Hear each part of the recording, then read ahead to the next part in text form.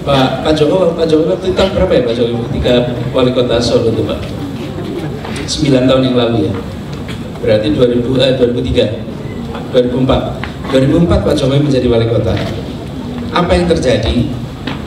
Upacara saja beliau tidak tahu. Upacara betul-betul baru. Apa yang menarik dari kebaruan itu?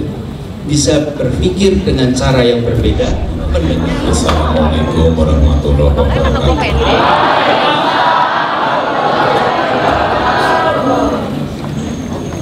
Tausiah saya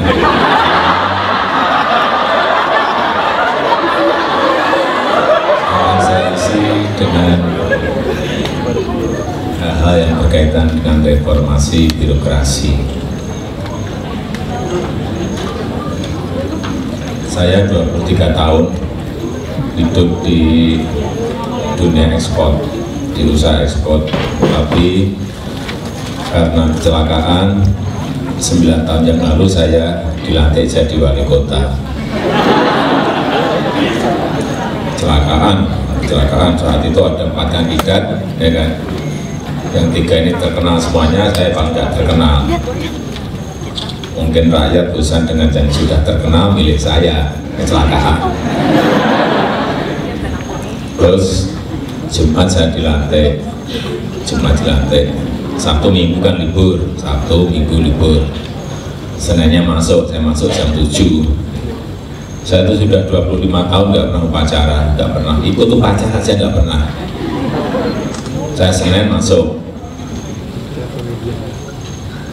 ya biasa diusahakan, nggak pernah upacara di dunia usaha. Senin masuk jam 7, saya diberitahu oleh protokol, Pak, nanti Bapak jadi inspektur upacara. Upacara aja nggak pernah, disuruh jadi inspektur upacara. Kaget nggak? Saya kaget, gitu. Wah, terus jadi inspektur upacara. Saya tanya protokol, gimana itu jadi inspektur upacara? Gampang Pak. Gampang gimana? Inspektur upacara kok gampang? Enggak, nanti ada komandan upacara Pak. Kalau Bapak udah di podium, ada komandan upacara lapor, Bapak jawab saja, laporan itu jawab aja, laksanakan. Kalau dia melapor, Bapak jawabnya hanya satu kata aja, laksanakan. Wah, gampang kalau hanya gitu aja. Terus kalau nanti dia nyuruh hormat, Bapak juga hormat. Oh ya, terus terakhir kalau nanti laporan Bapak jawab terakhir, bubarkan. Wah, gampang banget. Laksanakan, hormat, sama bubarkan, pikiran saya. Kan sudah 25 tahun nggak pernah ikut upacara. Sudah jam 7:04 mulai di hadapan 4.000 orang serta upacara. Saya kan pakai ini, biasanya kan saya tuh pakai panjang ini supaya nggak kelihatan kurus, tapi kalau pas itu pakai ini seragam yang pendek, kan kurus banget saya, 54 kilo. Enggak, saya gagahkan gini kan, saya gagahkan ini. Komandan upacara maju, lapor, bla bla bla bla bla. Saya jawab, laksanakan. Dia balik, selamat. Ya kan, dia balik kan, selamat satu. Yang kedua, pada inspektur upacara, hormat, gerak. Saya juga hormat kan.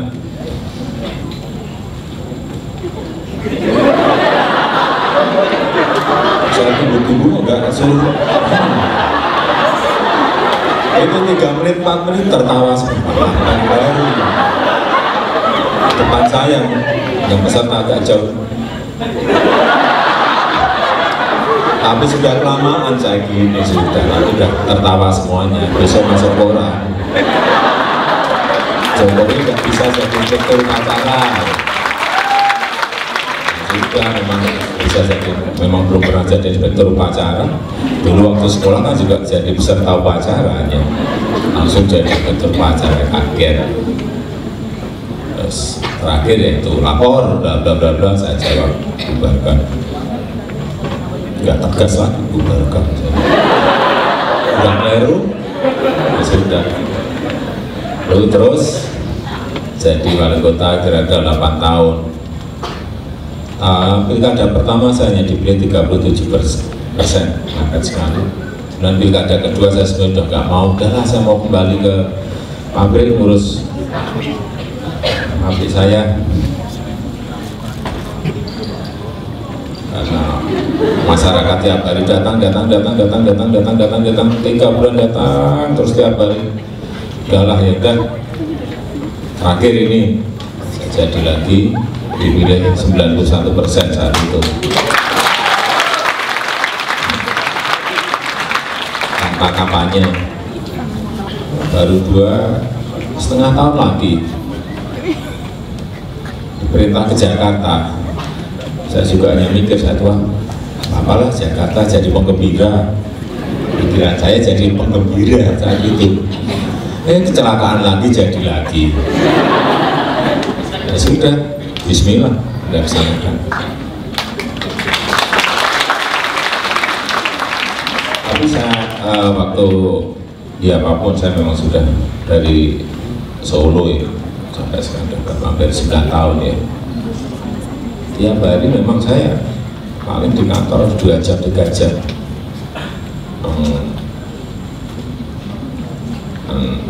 Mau rapatkan organisasi, menggerakkan organisasi birokrasi, dan saya tinggal ke lapangan. Kenapa tiap hari saya ke lapangan? Banyak orang yang menyampaikan, kenapa sih tiap hari ke lapangan? Yang kita pimpin itu siapa sih? Birokrasi atau rakyat? Kan semuanya. Gak mungkin saya di kantor terus, gak mungkin. Bagaimana seorang pemimpin bisa merasakan keluhan masyarakatnya, keadaan masyarakatnya, penderitaan masyarakatnya, kalau ketemu aja nggak pernah. Sehari kita nggak temu, kemungkinan hilang getaran rakyat kepada kita. Salaman aja nggak pernah, sentuhan kulit aja nggak pernah. Gimana kita melatih mata batin, melatih penglihatan spiritual kita? Kalau sentuhan aja nggak pernah, sentuhan kulit aja nggak pernah, salaman aja nggak pernah. Terus kalau nggak mampu, mau beli ini dari mana? Seragam, beli sepatu dari mana? Beli buku dari mana? Itulah lapangan yang saya lihat di kampung-kampung, di kawasan-kawasan Mesir ya seperti itu. Banyak yang nggak sekolah karena apa? Ya anaknya malu, sekolahnya nggak bayar. Tapi kalau nggak pakai seragam, mau anak suruh sekolah, mau. Yang lain seragam, kita nggak seragam, mau. Nggak mungkin. Yang lain dia sudah pakai seragam tapi nggak punya sepatu, mau suruh ke sekolah anak kita? Nggak mungkin mau. Itu yang secara detail tidak dilihat oleh pimpinan-pimpinan kita. Tidak dilihat karena apa? Mereka tidak pernah ke lapangan. Mereka tidak tahu lapangan secara detail. Mereka tidak tahu secara konkret keadaan yang di bawah. Sehingga muncul ini kartu Jakarta Pintar itu bayarin SPP ini 240 per bulan untuk beli seragam, buku, beli sepatu, supaya anaknya mau sekolah. Itu ini sistem, tapi sistem harus dicek terus. Dan juga yang saya lihat, birokrasi kita ini nggak senang ke lapangan, nggak senang ke lapangan, senangnya semuanya di kantor. Sehingga sekarang ini semua kantor pemerintah itu ruangnya kurang. Karena apa? Staf saja minta meja. Kalau ada meja masuk ke dalam ruangan berarti butuh space. Space nggak ada, bangun kantor. Sampai kapan pun kita akan bangun kantor terus. Mestinya, misalnya PU, Dinas Kebersihan, Dinas Pertamanan, dan yang lain-lain, itu mestinya ada 70%, 80% orangnya ada di lapangan. Tidak hanya tulis-menulis. Sama semua di sekarang, ya maaf, di dunia pendidikan kita juga sama. Sekarang yang namanya kepala sekolah di dinas pendidikan juga sama. Semuanya tulis-menulis, SPJ dan proyek. Ya ngomong apa adanya. Karena apa? Sekarang dikerjakan oleh dunia pendidikan, bangun sekolah, dan uangnya gede sekali, 20% itu bukan uang yang sedikit. Di DKI saja, dinas pendidikan kita setahun duitnya 12 triliun. 12 triliun. Saya jadi wali kota 5 tahun hanya 3,5 triliun. Saudara-saudara bisa bayangin bagaimana kita harus memanage, mengelola agar itu bisa diawasi. Sulit tanpa sebuah sistem yang baik. Terus kembali lagi, jadi saya selalu tekankan camat, lurah selalu di lapangan, karena rakyat itu butuh melihat pemimpinnya itu hadir dan melihat pemimpinnya itu bekerja. Kalau di kantor siapa yang tahu? Saya tidur siapa yang tahu? Siapa yang tahu? Ajudan ya nggak tahu, saya kunci.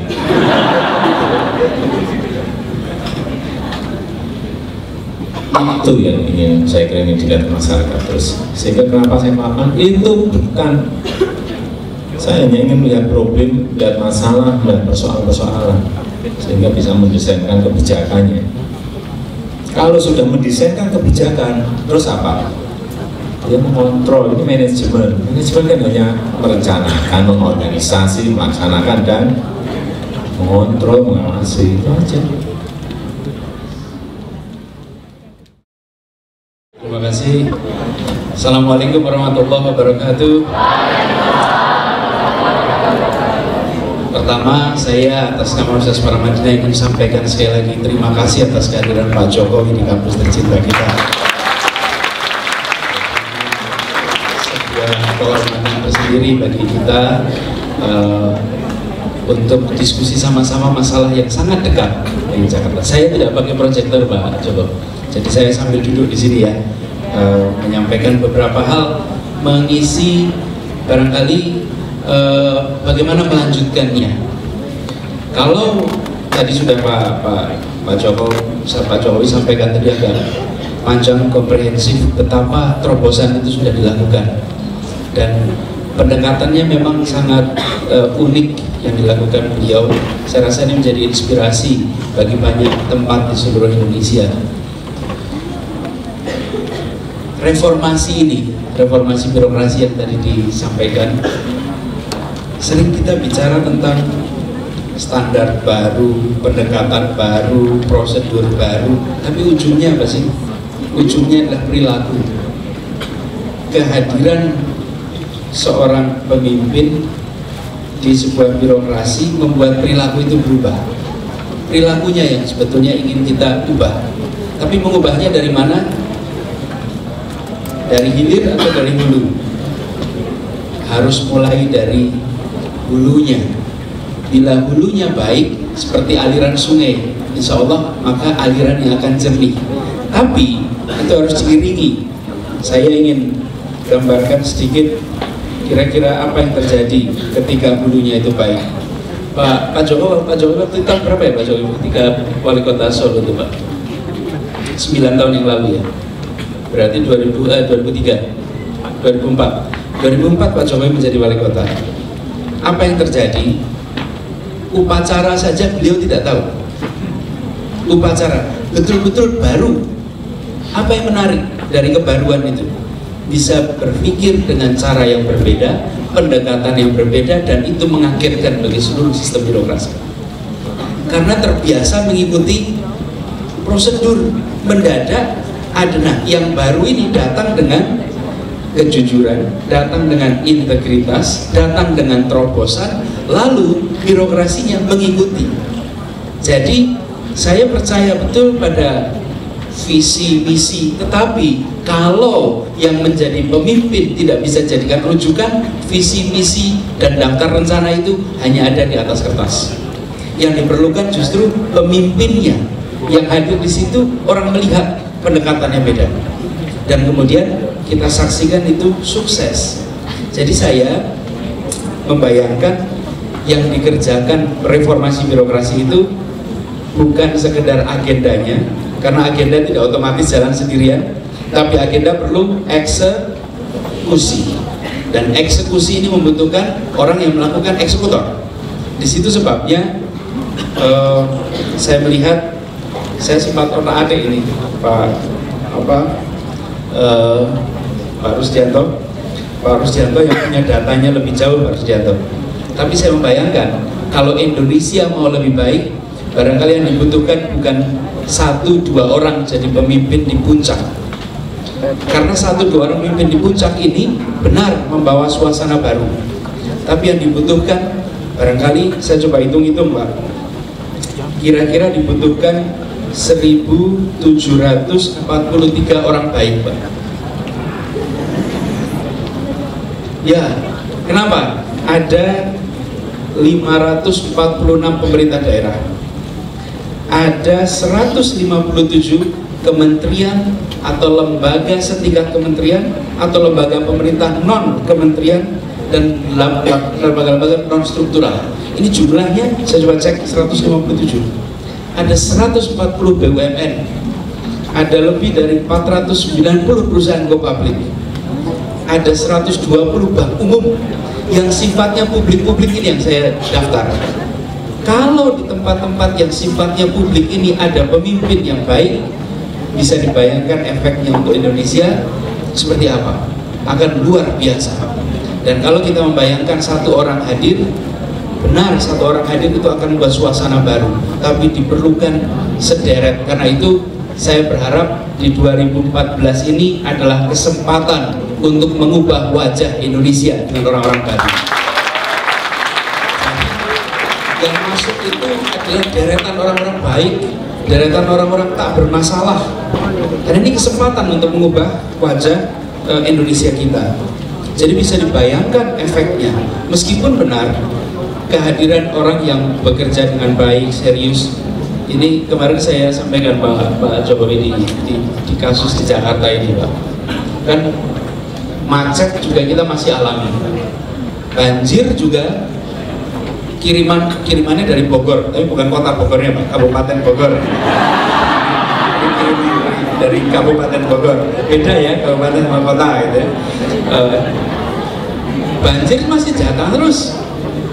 Tapi teman-teman semua, Anda yang mengikuti di Twitter, lihat tidak orang marah-marah sama gubernurnya? Tidak. Kenapa? Coba 2 tahun yang lalu, banjir yang sama, marah-marah pada pimpinannya. Kenapa? Karena sekarang meskipun masih ada masalah banjir, ada masalah macet, apa yang muncul? Ada orang yang sedang bekerja serius untuk memperbaiki suasana. Kita bukan masalah sudah jadinya, karena orang tahu tidak mungkin bisa selesai dalam waktu 1 tahun. Tetapi bahwa ini dikerjakan serius, itu membuat orang bisa sabar, menghargai, mengapresiasi. Bayangkan teman-teman itu terjadi, saudara sekalian bisa lihat kereta api. Kalau Anda lihat kereta api antar kota sekarang, dipasang siapa? 1 orang, Ignatius Jonan. Beliau melakukan perubahan. Eksekutornya, lihat Garuda Indonesia hari ini, Pak Emil Satar masuk di situ. Apa yang terjadi? Berubah. Di Bandung ada Pak Ridwan Kamil, berubah suasananya. Di Surabaya ada Ibu Risma, berubah suasananya. Insya Allah Bogor besok dilantik, berubah suasananya. Ini Pak Bimanya memang unik, sudah 5 bulan yang lalu, tapi harus menunggu 7 bulan baru dilantik. Jadi ini namanya wali kota in waiting. Sebentar lagi jadi wali kota resmi. Nah, ini teman-teman sekalian, perhatikan di sini, reformnya tidak bisa jalan otomatis tanpa eksekutor. Karena itu saya kalau boleh menghimbau, tolong orang-orang yang merasa tidak bermasalah, orang-orang yang bisa mendorong perubahan, jangan hanya menjadi pembayar pajak yang baik. Tolong pada bersedia untuk menjadi pengelola uang pajak yang baik. Karena tanpa pengelola uang pajak yang baik, ini semua tidak akan bisa menjadi kenyataan. Jadi saya malah merasa yang sudah dikerjakan sekarang adalah menyusun agendanya. Saya rasa Menpan ini lengkap di agendanya, tapi tidak akan bisa jalan jika tidak muncul orang-orang yang mau turun tangan langsung terlibat. Ya, dan turun tangan ini benar-benar artinya sebenarnya, karena kita sering menyebut mengasumsikan turun tangan 1 orang, bukan. Turun tangan ini kita pilih untuk tidak hanya urun angan.